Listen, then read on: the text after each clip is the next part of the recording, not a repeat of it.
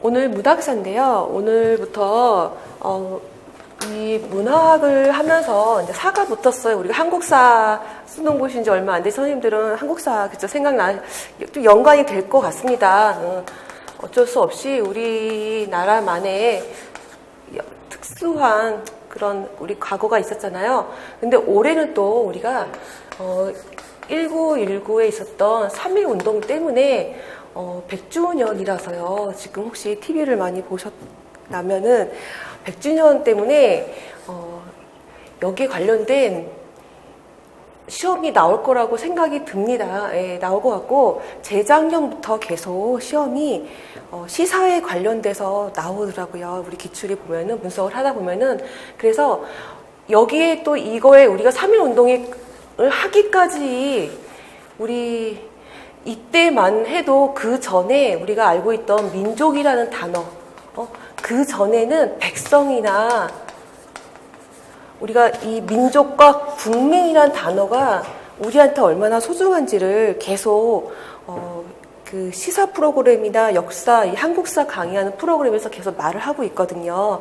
이런 단어가 있기까지 그러니까 독립선언서 낭독하는 것도 좀 계속 말을 하고 있고 해서 여기까지 오기까지 우리 그동안 살아왔던 우리 선조들의 이 머릿속에서 우리 마음속에서 나오기까지 그런 과정을 우리가 시험에서 또 나올 수밖에 없어요. 그래서 이런 걸 좀 초점화 해가지고 그전에는 백성이나 민중이란 단어를 썼었다고 합니다. 근데 이 여기 독립선언서에 가장 많이 나온 단어가 분석을 해보니까 민족이라고 해요. 예, 그래서 이 민족이란 단어가 얼마나 그때 이 소중했는지를 우리가 이제 알 수 있도록 하는 거기에 초점을 맞춰서 문학사를 할 겁니다. 그리고 또 세 가지 초점화 시켜서 준비를 할 건데 우선 이 1916 3.1운동 100주년을 기념해서 하는 거하고 그리고 또 우리가 지금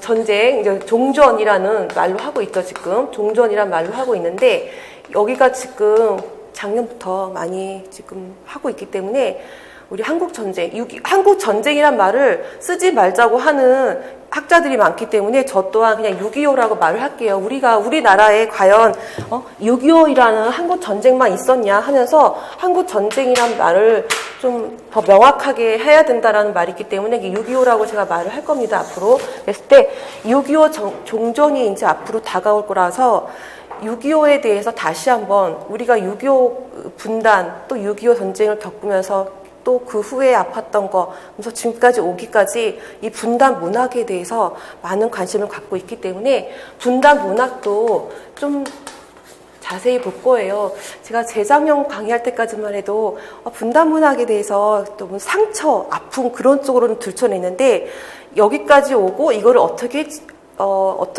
그 상처를 나와서 또 다시는 이런 일을 겪지 않게끔 하려는 그런 관계되는 작품도 많이 할 거고요. 또 한 가지는 또 우리가 추가될 사항이 있습니다. 그동안 강의하면서 북한 문학에 대해서 우리 분단이 되면서 많은 분들이 월북도 하시고 월남도 하셨는데 월북한 작가들이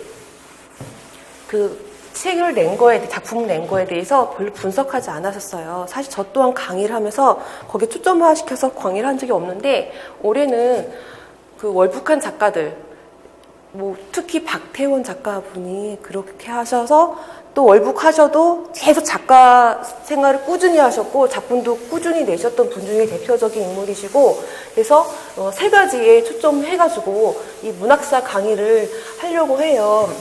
오늘 이게 새칠판이라 잘 안 지워지는, 너무 건조해도 안 지워지는데, 제가 한번 다시 싹싹 지우고 강의를 다시.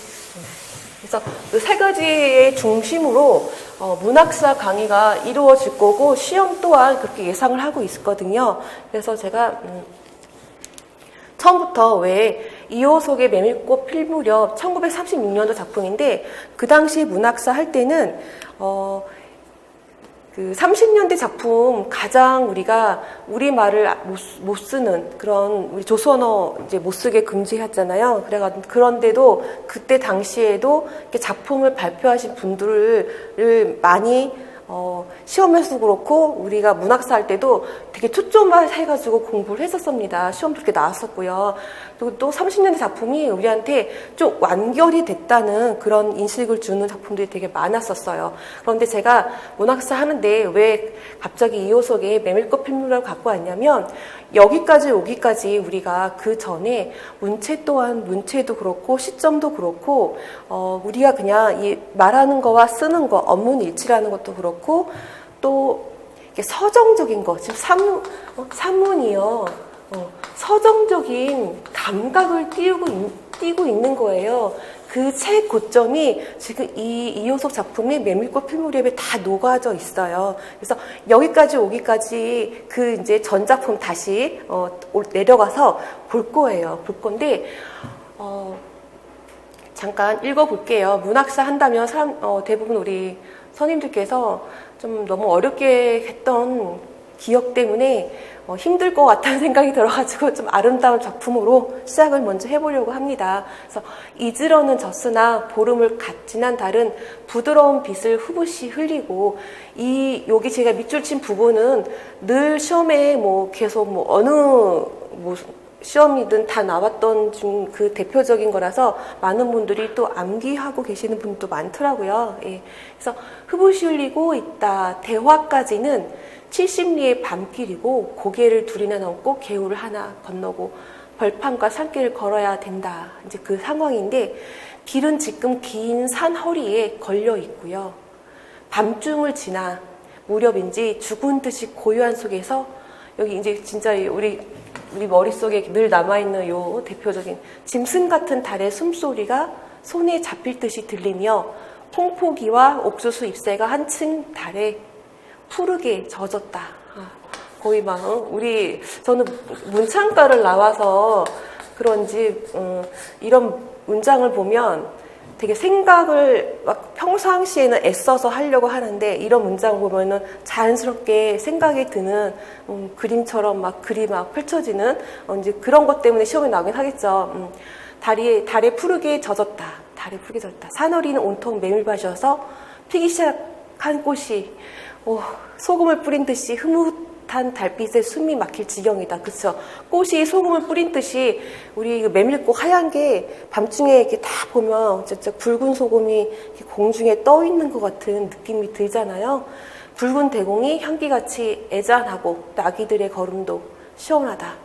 이 문장 속에서 많은 연구자들이 시험을 내려면 무한하게 낼 수 있는 게 다 여기 함축되어 있죠. 지금 이호석이 이 문장이 오기까지 이런 산문적인 서정적인 산문이 나오기까지 이제 우리 많은 문학 하신 분들이 얼마나 연구를 하셔서 여기까지 올 수 있었는지를 이제 다시 내려갈 건데 길이 좁은 까닭에 세 사람은 나귀를 타고 세 사람 이제 우리 이제 공부할 때는 등장인물 나오면 동그라미 치고 밑줄 치거나 하죠. 그쵸? 외줄로 늘어섰다. 방울 소리가 시원스럽게 딸랑딸랑 메밀밭기로 흘러간다 하면서 나오는 제가 제일 좋아하는 문장들이 이렇게 있어서 줄을 쳐봤고 이호석의 이 풍경화 같은 그쵸? 글로 진짜 풍경화 한 장을 본 것 같은 이런 문장과 문체의 그 특성을 서술하라 그러면은 문체가 출렁인다라는 말을 써요. 그래서 서정적이다. 그래서 어떤 학자들은 이렇게 산문을 무시했다 이런 식으로 그러니까 과격한 칭찬을 하기 위해 그렇게 과격한 표현을 하신 건데 객관적 정보도 전달하는 문장이 들어있고요. 감사합니다. 주관적 느낌을 전달하는 문장까지 같이 혼합되어 있다면 이 문장 분석에 대해서 시험이 나올 수가 있다면 객관적인 정보 아까 말했듯이 여기가 몇 길이 있고 이런 거 객관적인 거 있죠. 하지만 이 꽃이 밤에 쫙 뿌려져 있는 꽃이 소금 같다라는 표현하는 그런 주관적인 문장 이게 다 들어있는 문장과 문체에 대해서 이호석의 시험은 그렇게 나올 수가 있어요. 그래서 또한 긴 문장, 짧은 문장이 같이 있어가지고 짧은 문장으로 인해서 이렇게 그 서정성의 대표적인 리듬도 여기가 기여를 하고 있는 거죠. 또 직유류품 문장도 있고 상반된 것들에 어울려 있는 것도 있어요. 그리고 아까 출렁이 있는 생동감 같은 게 이제 달소리, 아니 달 모습이라든가 달이 푸르게 젖어 있는, 그리고 피기 시작한 꽃이 이렇게 뿌린 듯이 확 뿌린 듯이 할 때 그 여기에 느껴지는 생동감이나 움직임, 출렁임 그런 것들 갖고 말을 하고 있는 건데 이호소 분은 7년도부터 42년도까지 강원도 평창 우리 그쵸? 우리 고향이시고요. 이 풍경화의 출렁이는 문체는 이제 문장과 문체에 대해서 늘 나왔던 시험이라서 한번 제가 정리를 해보았습니다. 출렁이는 문체는 풍경 속을 채우고 있는 움직임과 합쳐지는 건데 이 부분에 대해서 만일에 서술형, 기입형으로 간단히 나온다. 기입형이면 정중동의 미학에 대해서 쓰시오, 서술하시오 나온다 하면은 정중동이에요. 왜 정중동일까? 움직임도 있고 멈춰진 것도 있고 그거에서 아까 출렁이는 문체가 형성이 된다고 했는데 아까 사람 있었죠. 짐승이 있었잖아요. 그렇죠? 식물도 있었고 달도 있었고 그런 이런 풍경을 채우고 있는 것들의 움직임은 짐승 같은 달의 숨소리에서 절정을 이루고 있는 거죠. 그래서 이들의 그 움직이는 것들이 달빛도 젖어 있고 메밀꽃의 흰색, 그다음 메밀 대궁의 붉은색, 콩포기와 옥수수 잎새의 푸른색, 그쵸? 우리 감각적 이미지, 대표적인 감각적 이미지에서 우리가 늘 있었던 거라 잘 보이지 않는 시각적 이미지, 그쵸? 색채, 시각적 이미지가 두드러져 있는, 그래서 색채로, 그쵸?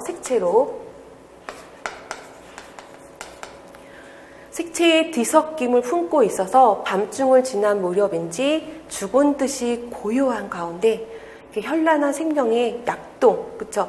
고요한 정적인 거에 움직임의 생명의 약동까지 펼쳐져가지고 정중동 미학이라고 기입형이면 정중동을 쓰시면 되는 거고 서술하시려 한다면 여기 지금 여기 써 있는 거를 가지고 줄여서 하면 되겠죠. 올해부터 논술형이 없기 때문에 간략하게 서술형 준비할 수 있도록 제가 또 감각적 이미지에 대해서 서술하라 하면은 이런 지금 색채 나왔던 거 넣으시면 되는 거고요. 그렇죠? 그래서 움직임이라는 거, 또 문체라는 거 나온다면 이 풍경을 속을 채우고 있는 그 움직임에 대해서 아까 짧은 문장, 긴 문장 여러 가지 했던 거 이런 거에 대해서 객관 정보를 전달하려고 하는 거와 이런 거를 또 직유 푸는 거, 또 상반된 것들이 어울리고 있는 거, 이게 다 문체라고 한다면 제가 지금 문창과에서 이제 여러 명들의 이제 이렇게 인원수가 있으면 다 작품을 내요. 그러면 합평을 하는데 처음에 한 그분이 이름을 이제 익명으로 내기 때문에 누군지 모르다가 한 달만 지나면 그 사람에 대해서 알잖아요. 그러면 익명으로 내더라도 그 작품을 이렇게 다 주잖아요. 그러면은 누구 건지 다 알게 돼요. 왜 알게 되냐면 그 사람의 문체가 있는 거예요. 우리도 누구 만나면 그 사람이 혹시 눈이 너무 초롱초롱한다거나 아니면은 뭘 헤어스타일이 좀 특이한다거나 이런 것 같은 느낌이 있잖아요.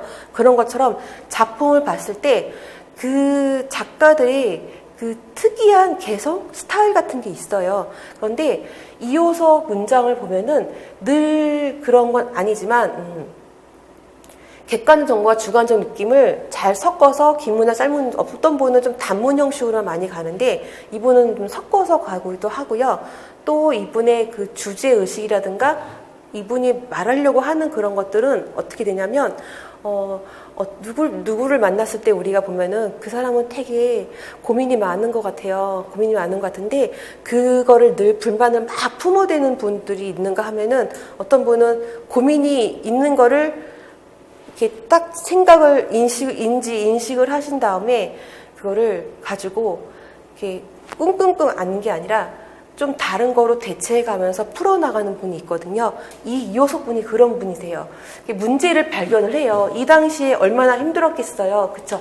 문제 발견을 한 후에 그 대상, 그러니까는 그 대상에 대해서 계속 이 대상을 막 가지고 끝까지 막 가지 않아요. 갑자기 딱 다른 걸로 대상을 딱 바꿔버리는 이분의 특성이 있어요. 자연으로 바꾼다거나 방금처럼 본 것처럼 자연이 갑자기 대상으로 바뀐다거나 대상의 변화가 이분은 항상 있어요. 그러니까 내가 가지고 있는 내가 말하려는 그 문제의 대상에 대해서 쭉 가다가 갑자기 딱 바뀌는 그런 분이세요. 그걸 제가 지금 문학사 하기 때문에 거기는 이제 작품을 가지고 말할 때 말씀을 드릴 거예요. 그런데 지금부터 많은 작가분들과 작품들이 조금씩 등장할 건데 그걸 어떻게 다 기억하냐 하면은 저 같은 경우에는 이효석이 나왔을 때 만일에 제 주위에 고민을 인지 못하신 분도 있지만 인지했는데 그걸 가지고 너무 끙끙끙 앓는 분이 아니고 좀 살짝 돌려가지고 해결하는 방법을 조금 다르게 하시는 분들, 그런 분들이 있으면 그런 분들이 이름을 써놓는다거나 아니면 이효석은 대상 써놓고 대상이 변한다 대상이 자기만의 그 메모를 해놓으셔야 돼요. 지금은 오늘 문학사 할 때 많은 분들이 등장할 거예요. 그래서 대상이 또 다른 대상으로 바뀐다. 이런 나만의 그런 메모 습관을 해놓으셔야 돼요. 대상이 쭉 가시는 분도 있지만 갑자기 특히 자연으로 바뀌어요. 이효석은. 그래서 대상의 변화, 대상이 바뀌는데 특히 자연. 작품할 때마다 조금씩 등장하기 때문에 굳이 자연 하나만 써드린 게 뭐냐면 대체로 자연은 바뀌기 때문에 자연을 써드린 거예요. 지금부터 그런 메모 습관을 해주셔야지 문학사 이제 끝나고 났을 때 좀 기억하기가 수월하죠.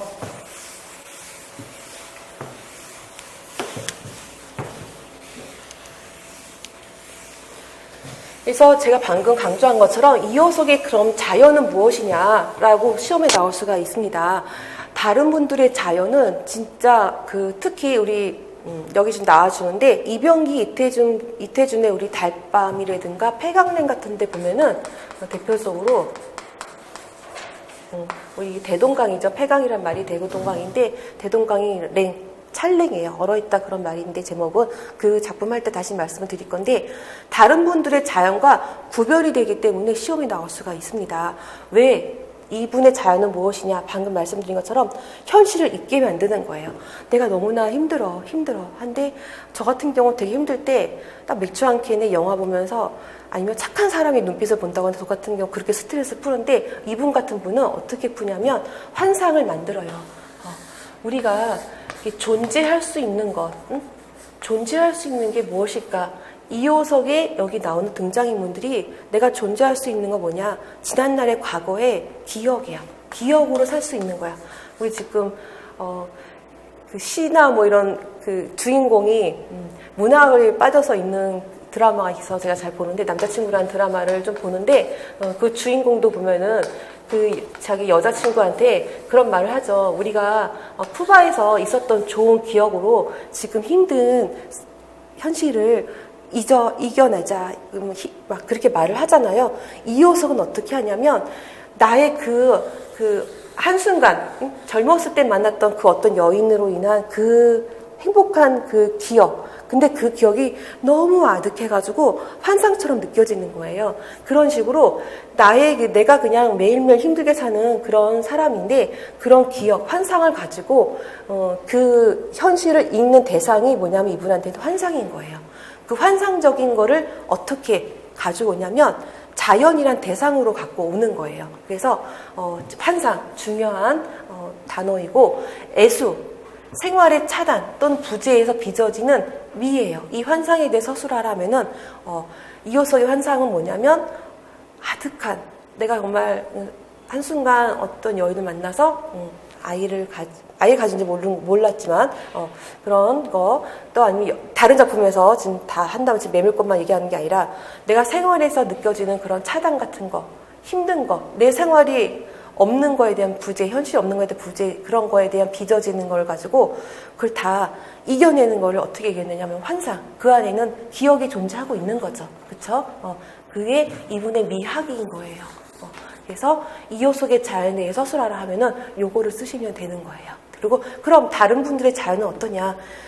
우리의 자연이라는 거는 우리가 식민지를 겪기 전에 우리 스스로 우리가 그 자연에 대해서 아름다운 마음으로 감사한 마음으로 바라볼 수 있는 그랬던 자연이에요. 그래서 고전처럼 그냥 그들의 다른 분의 자연은 그들이 집착한 고전, 그냥 우리가 훼손되지 않은, 우리 자존심이 훼손되지 않았던 그런 고전, 그런 것처럼 근대에 대한 저항이에요. 지금은 이분들이 썼던 작품들이 보면은 식민지 때 쓴 작품들이라서 이 식민지가 오면서 또한 뭐가 왔죠? 그쵸?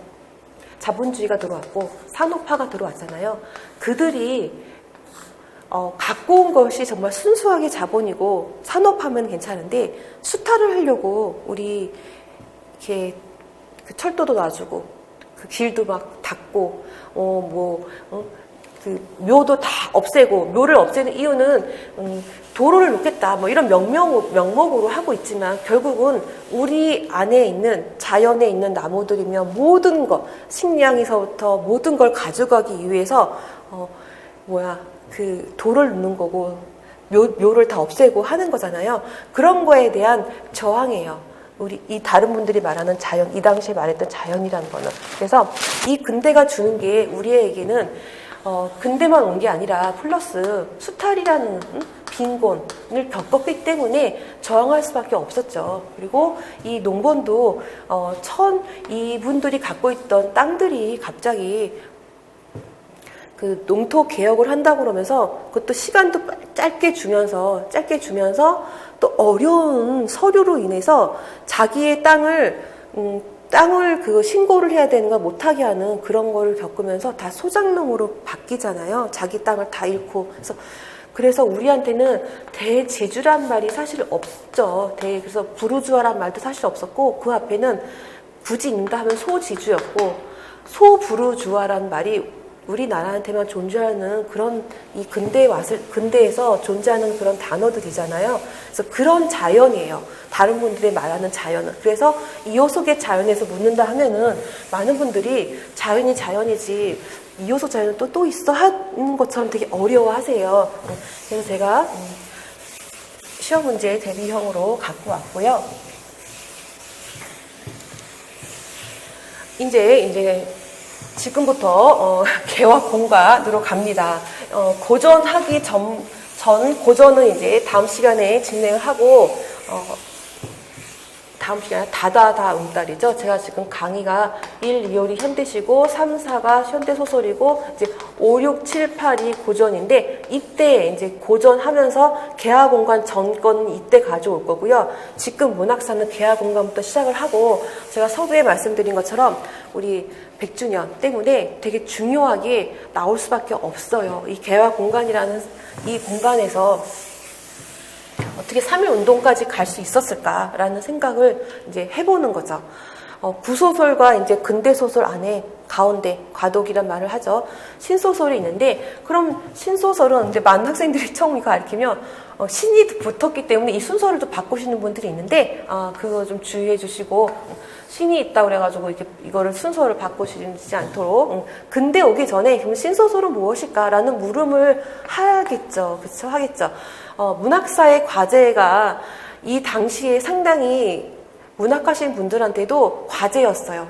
우리도 직분 연구하신 분들한테도 그런데 왜 그러냐면 이 갈래에 대해서 많았어요. 뭐 여기에 구소설도 있었고, 뭐 정치소설도 있었고, 뭐 잡화도 있었고, 여러 가지 그런 많은 그런 것들이 있었는데, 그런 거를 가지고, 그래도 그런 경쟁 관계를 뚫고선, 그래도 많은 우리 민중들이, 우리 백성들이, 그래도 애호했던 것들이 무엇일까 하는 그런 관점에 대해서 물어보면서 문학사에 대해서 이렇게 이제 정리를 하는 그런 거를 이제 과제로 갖고 있는데, 개화 공간의 그 문학적 현상이 개화 사상과 관련될 수밖에 없어요. 그래서 이 개화 한다면 우리가 개몽 없을 수가 없죠. 그 전에 있었던 미신이라든가 미신을 또 타파해야 되고, 우리 교육 그쵸? 그 전에는 교육이 거의 남자 위주로 이루어졌기 때문에 남녀 평등이란 말이 또 나오게 됩니다. 이런 말들, 이런 게 다 개화 공간에서 개화 사상, 그쵸? 사상이란 말과 관련이 되고 있죠. 그래서 우리 자유종 보다 보면은 여인들이 밤부터 새벽까지 이렇게 토론 형식을 갖잖아요. 그런 것처럼 그때 강조하는 게 뭐냐면 교육이에요.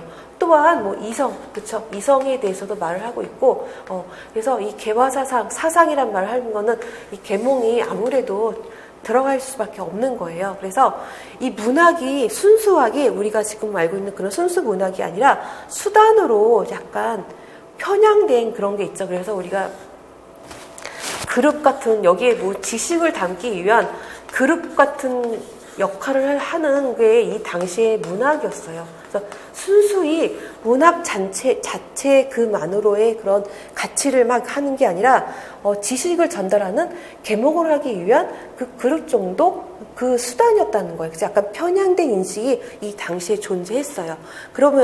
그렇다면 결국은 뭐예요? 시간이 지날수록 어떻게 문학만의 순수한 거를 추구하시겠잖아요. 추구하겠죠. 그렇죠? 그래서 부소설과의 연속성도 이 당시에는 과제였고요. 또 개화군과의 사상 이런 것도 있었고요. 그리고 이 당시에 이제 1906년도에 이제 통강 정치를 한 이토 히로부미가 들어오면서 이제 앞으로는 그 합방이란 말을 이 한국사 연구하시는 분들이 쓰지 말자. 이거는 합방이 아니라 강제적으로 병합이 된 거기 때문에 합방이란 단어를 쓰지 않는다. 그렇게 말을 하기 때문에 저 또한 이 단어를 쓰지 않겠습니다. 그래서 이제 식민지화가 되잖아요. 10년 될 때부터. 그러니까는 국가가 존재하느냐, 망하느냐, 그런 위기의식이 이때 당시에는 아주 우리 아픔이었죠. 그쵸? 국권 유지를 위한 강박관념도 되게 심하게 형성이 되었고요. 그러니까 이때 갖고 있었던 사상은 어땠을까요?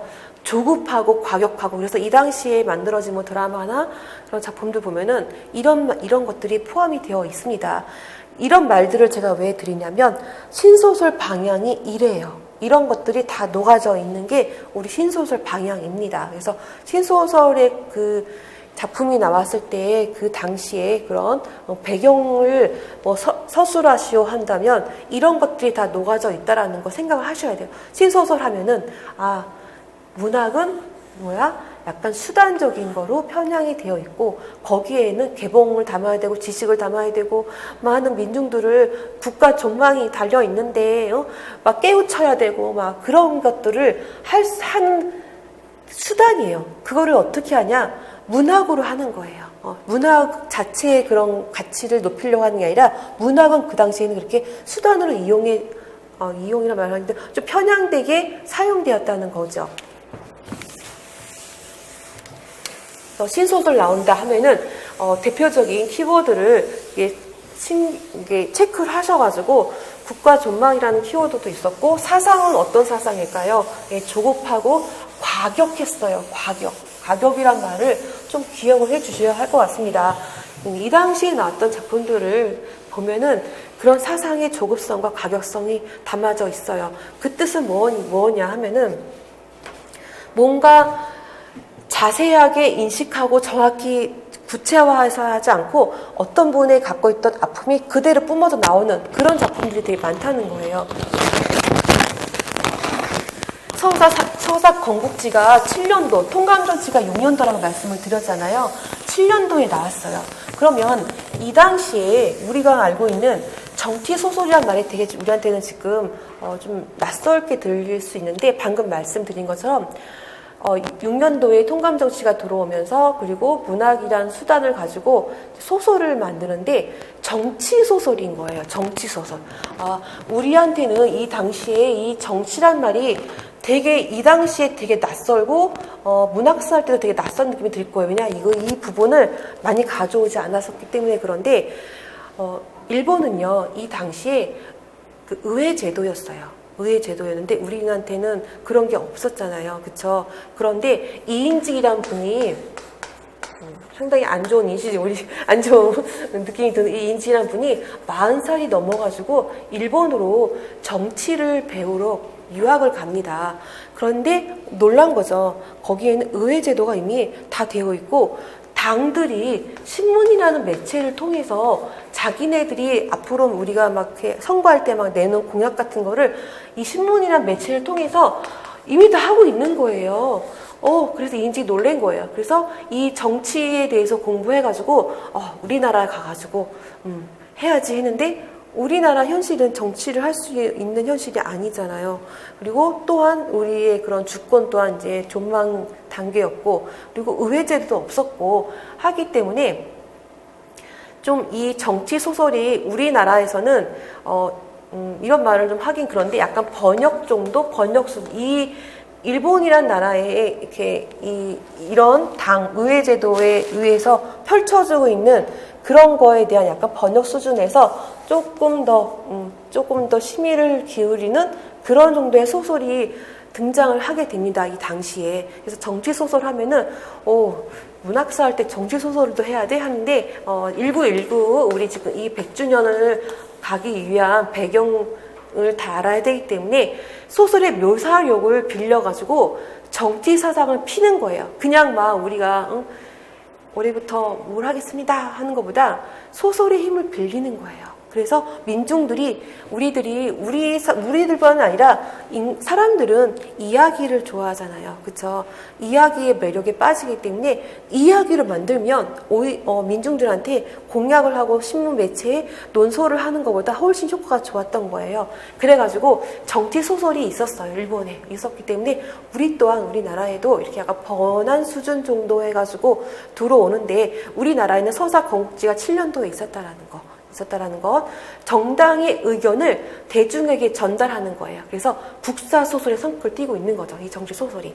그리고 신문 매체, 이 당시 보는 막 우리 아이들이, 남자 아이들이 막 신문 이렇게 막 던지며 다니는 거 드라마에서 흔히 볼 수 있잖아요. 그런 식으로 거기에 신문 매체의 보급력을 이용하는 거예요. 그래서 신문 매체를 이용해서 소설 형식도 빌려가지고 이 정치 소설이 이 당시에는 되게 민중들한테 많이 가깝게 있었던 중에 하나입니다. 그래서 방금 말씀드린 이인직 이분이 서기였다가 일본 유학 갔다가 신문 연재 정치 소설로 이제 연구하셔가지고 우리나라 와서 이제 이분의 작품을 또 볼 수밖에 없는 상황이 오죠.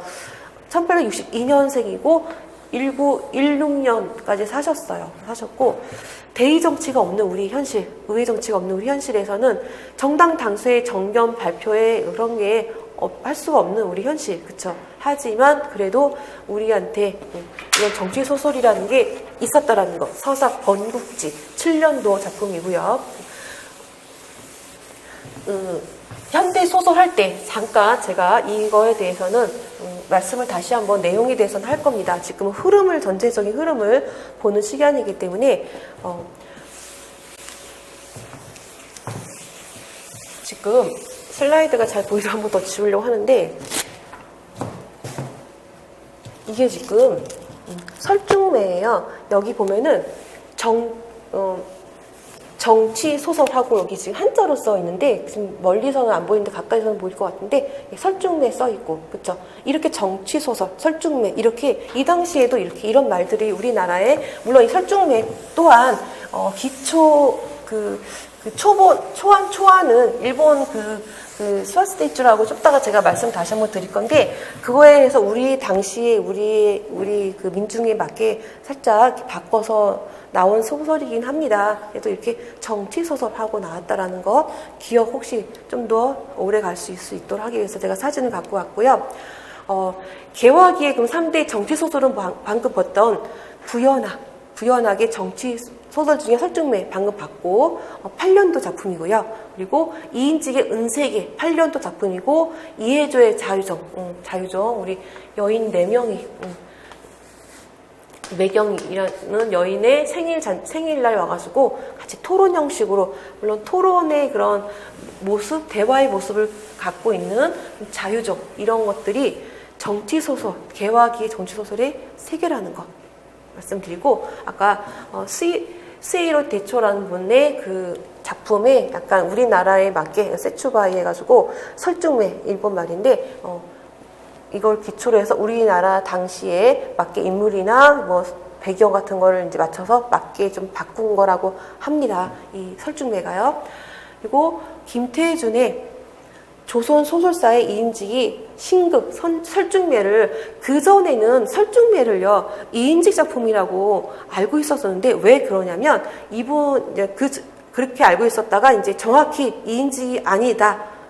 구연학이다라고 말을 하는데 왜냐 2인직이 신극 설중매를 상연했기 때문에 많은 분들이 2인직 작품 아니야? 라고 했다고 합니다. 그런데 아니고 구연학 작품이라는 거 한번 설명을 드린 거고 2인직은 그냥 교열자였다라고 합니다. 네, 하고 내용은 개화기의 지식인 이태순과 여기 나오는 분 신학문을 익힌 신여성 이때는 신자가 참 많이 들어가요.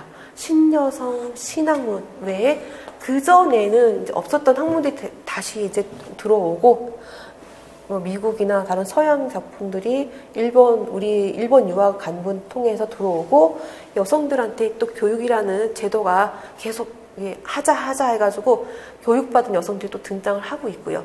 그 장매선이라는 분이 이제 정치, 개화, 운동을 하면서 백년 가약을 맺는 그런 내용입니다. 네, 여기까지 하고 다음 시간에 이어서 또 다시 진행을 할게요.